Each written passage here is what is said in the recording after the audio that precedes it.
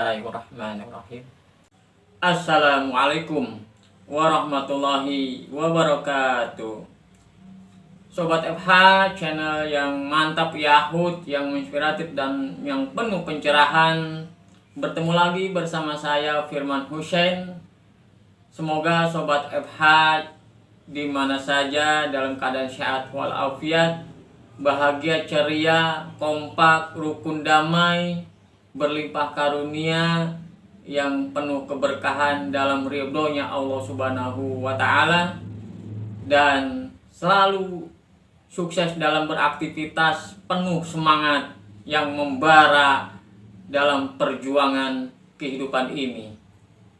Sobat FH yang sudah subscribe, like, komen, kami ucapkan terima kasih. Semoga menjadi nilai kebaikan, kebajikan untuk kita semua. Bagi yang baru menemukan FH Channel, ayo di subscribe, like, komen, baik itu masukan, saran maupun kritikan yang intinya membangun, yang lebih mendorong kemajuan FH Channel ke depannya lebih baik lagi. Karena kali ini saya akan membahas, merefleksi, menengok kembali sejarah perjalanan bangsa ini terlahirkan, dimerdekakan, yang puncaknya 17 Agustus 1945,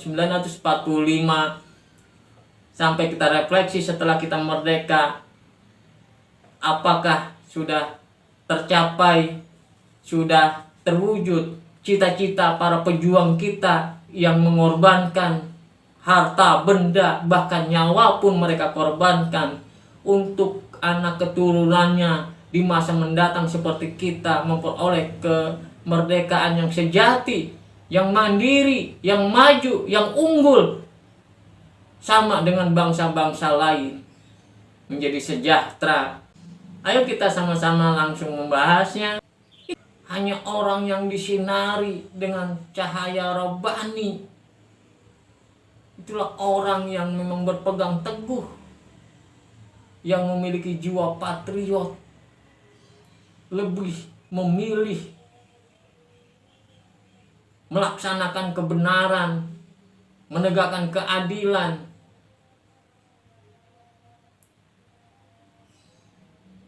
berjuang demi bangsanya yang tercinta, yang mereka tidak rela melihat rakyat jelata tertindas, teraniaya oleh Belanda, oleh penjajah dan antek-anteknya bangsa kita sendiri.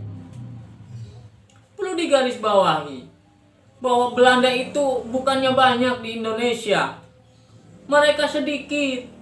Tapi yang membuat Belanda itu kuat menjajah Indonesia sampai 350 tahun, karena bangsa kitanya sendiri yang menjadi antek-anteknya, yang lumer dengan duniawi, dengan kenikmatan-kenikmatan yang diberikan oleh Belanda, yang dijanjikan oleh Belanda. Mereka dipomong, dimanjakan dengan materi berlimpah, sehingga mereka lebih memilih membantu penjajah ketimbang mereka membebaskan bangsanya, rakyatnya, sesama bangsa Indonesia terjajah. Itulah kenyataan bahwa bangsa kita sendirilah yang menjajah Indonesia. Kenapa saya bilang begitu? Tadi Belanda hanya sedikit menjajah ke Indonesia, tapi justru orang-orang Indonesia sendirilah yang lebih menjadi, yang lebih memilih menjadi antek-antek Belanda,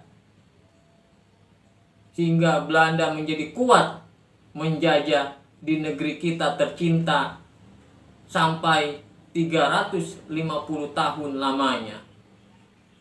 Itu fakta sejarah. Di akhir-akhir penjajahan Belanda, kita sama-sama ketahui adanya organisasi kepemudaan. Di Jawa kita lihat adanya Budi Utomo. Apakah mereka membangun kekuatan organisasi kepemudaan itu untuk memerdekakan bangsa kita? Tidak. Mereka di fakta sejarah berafiliasi dengan penjajah Belanda itu sendiri. Mereka pun dipomong, dimanjakan dengan materi. Dan di dalam organisasi tersebut hanya bangsawan dari Jawa lah yang boleh masuk ke dalam organisasi tersebut. Darah biru yang mereka bilang, bangsawan. Itulah kejahiliahan pandangan pemuda-pemuda saat itu. Karena organisasi semacam itu adalah organisasi yang diterangi dengan kegelapan. Hanya hawa nafsu yang meneranginya. Catatan sejarah, mereka pun bekerja sama dengan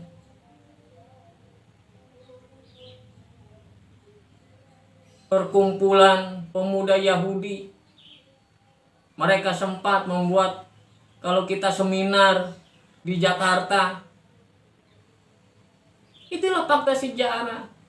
Budi Utomo itu adalah organisasi kepemudaan yang hanya diisi oleh bangsawan dari Jawa, bukan untuk memperjuangkan bangsa ini, tapi mereka adalah underbow antek-anteknya Belanda. Karena sama-sama kita ketahui di dalam fakta sejarah, Belanda kuat bukannya karena Belanda itu banyak di Indonesia, tapi karena bangsa kita sendiri yang membantu mereka penjajah di negeri kita, sehingga sampai lamanya 350 tahun menjajah di negeri kita. Itu fakta sejarah yang tidak bisa kita pungkiri, yang tidak bisa kita bantah.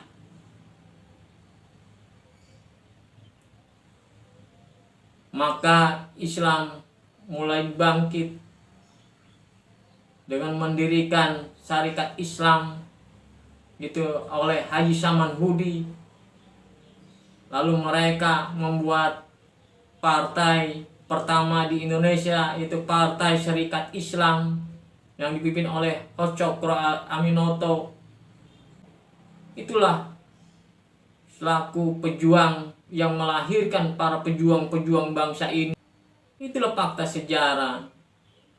Dengan Islam itu yang melahirkan tokoh-tokoh pejuang yang sejati, bisa melahirkan bangsa ini menjadi bangsa yang merdeka, yang bernama Indonesia. Di 17 Agustus 1945 diproklamirkan bangsa kita terlahirkan. Itu fakta perjalanan sejarah bangsa kita tercinta. Dan setelah kita merdeka, kita pun masih dihantui penjajahan, karena penjajah tidak rela kita menjadi bangsa yang merdeka. Maka para pejuang membagi tugas-tugasnya.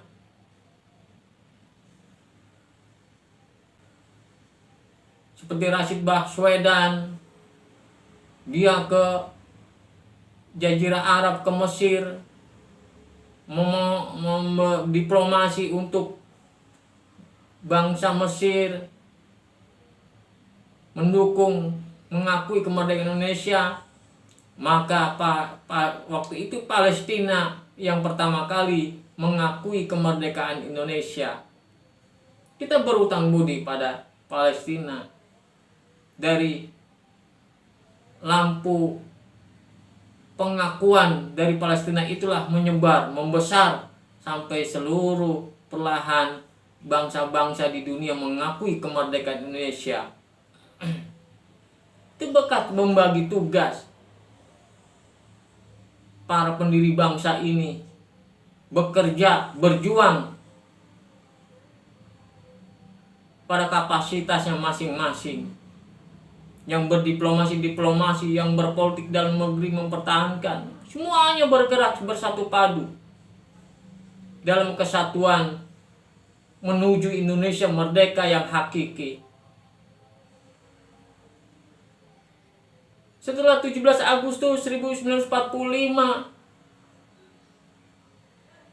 antek-antek penjajahan ini, antek-antek penjajah Belanda pun tidak rela Indonesia merdeka.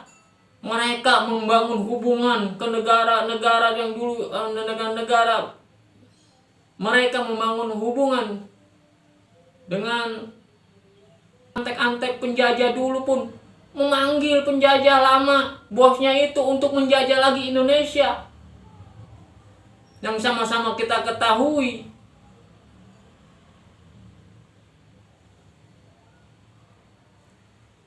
maka Belanda dengan atas nama sekutu datang lagi ke Indonesia, yang puncaknya pada tanggal 10 November 1945. Itulah perlawanan bangsa Indonesia untuk meraih kemerdekaan yang hakikinya tanggal 10 November di pertempuran Surabaya. Karena Belanda atas nama sekutu ingin menguasai Indonesia. Telah sama-sama kita ketahui, negara barat itu negara yang sangat kerdil. Amerika, Eropa itu negara yang sangat kerdil. Secara satu negara mereka tidak punya nyali, tapi mereka selalu sampai saat ini mainnya keroyokan. Itu fakta perjalanan sejarah.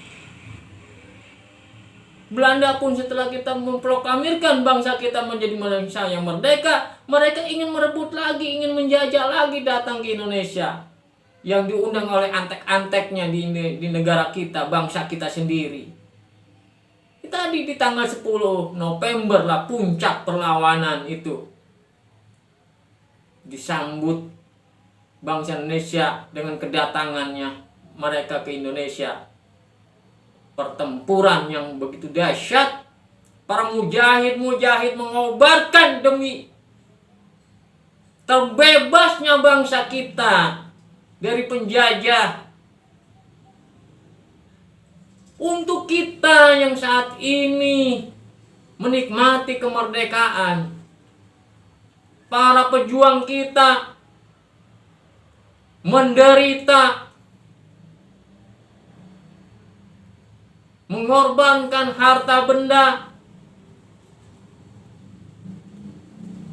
darah, bahkan nyawanya dikorbankan untuk kita generasi penerusnya agar tidak terjajah oleh bangsa lain.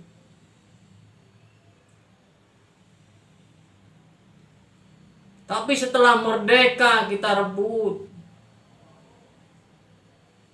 pemerintah silih berganti, sampai saat ini, sampai rejim saat ini, bangsa kita tidak pernah menunjukkan jati dirinya yang sebenarnya, menjadi bangsa yang unggul. Dari sisi pembangunan memang maju, tapi dari sisi nilai kemanusiaannya yang rapuh. Kita setelah merdeka, pemerintah silih berganti, mengemban amanah, melaksanakan nilai-nilai buah daripada kemerdekaan ini, mengelola negeri ini agar biar maju atas apa yang dicita-citakan oleh para pendahulu kita, orang-orang tua kita yang memerdekakan bangsa ini dengan harta benda, bahkan nyawa mereka korbankan untuk kita. Tapi justru siapa saja yang memerintah tidak menunjukkan untuk totalitasnya patriot yang membangun bangsa ini dengan cinta dan kasih sayang, tapi semuanya hanya bagaikan telur setengah matang. Mereka mengaku cinta bangsa, mereka mengaku patriot, mencintai bangsa ini, memimpin untuk kemajuan bangsa, tapi itu hanya di bibir, bagaikan telur setengah matang. Kebanyakan masih menginginkan materi, mengumpulkan pundi-pundi untuk keturunan agar 100 keturunan mereka tidak pernah kelaparan. Itu hanya di mindset para pemimpin saat ini. Tidak ada yang total untuk demi bangsa. Kenapa bisa saya bilang seperti itu? Faktanya, sampai saat ini petani yang dari dulu masalah klasik tidak pernah teratasi. Contohnya petani aja di bidang pertanian, masalah dari dulu sampai saat ini tidak pernah terselesaikan. Para petani sulit mencari pupuk mahal. Apakah di negara kita tidak ada sarjana-sarjana pertanian yang bisa membuat pupuk menjadi swasembada pupuk agar petani merdeka akan pupuk, bisa bertani tenang? Ini sering kita dapati, petani aja sulit mencari pupuk, adapun mahal. Itu dari satu titik di bidang pertanian. Bangsa kita, pemerintah kita tidak bisa mengatasi itu. Apa gunanya memerintah bangsa ini? Hal sekecil itu pun tidak bisa mengatasi. Ada apa? Bukannya tidak bisa mengatasi, tapi tidak ada keinginan yang mencintai negeri bangsanya. Semuanya hanya permainan demi rente. Karena kalau bangsa kita swasembada pupuk, pemerintah tidak usah impor. Nggak ada uang yang masuk ke dalam kantongnya. Tapi dengan impor mereka bisa bermain mata dengan para pecundang-pecundang. Impor pupuk dengan prosentase. Ini saya katakan karena sudah tidak patut lagi dibiarkan. Kalau saya bilang sudah keterlaluan pemimpin bangsa kita. Dari sisi pupuk aja, bilang geleng-geleng kepala saya melihat pemerintah tidak bisa mengatasi masalah pupuk bagi petani. Sedangkan kita harus memberdayakan petani, harus swasembada pangan. Kan itu kekuatan yang harus kita raih. Kalau itu tidak kita raih, tidak kita wujudkan, masa kita menjadi bangsa yang merdeka di atas kertas?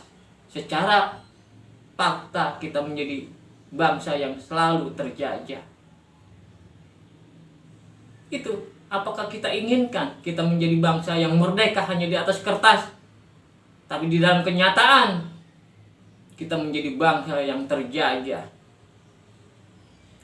dengan utang atas nama utang. Karena orang yang berhutang adalah orang yang terjajah separuh dari dirinya. bangsa kita pun bangsa yang berutang yang sangat banyak, maka separuh dari bangsa kita sudah terjajah. Itu kenyataan yang menjadi fakta di dalam cahaya ilahi sampaikan kepada kita.